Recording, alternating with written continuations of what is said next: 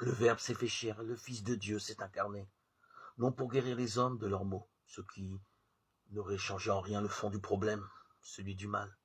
L'intention divine est de rétablir l'homme dans une harmonie relationnelle pure et totale vis-à-vis d'autrui, vis-à-vis de Dieu, vis-à-vis de lui-même, vis-à-vis du cosmos, une relation d'amour telle qu'il en existe au sein de l'amour de Dieu.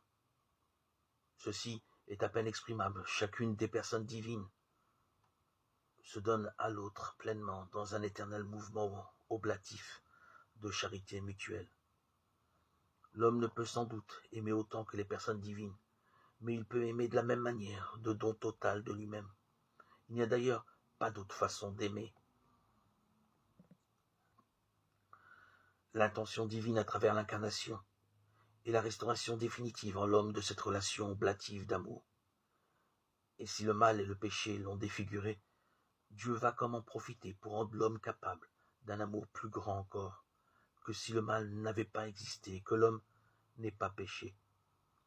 Cette intention entraîne nécessairement pour Dieu le désir de nous sauver, de nous ramener dans sa lumière. Et cela implique pour lui le désir de s'unir à nous, en tant que pécheurs, porteurs de tant de misère. Il ne s'agit pas, bien entendu, de participer à notre péché, mais de se mettre à notre place. Le Fils de Dieu a voulu devenir notre frère.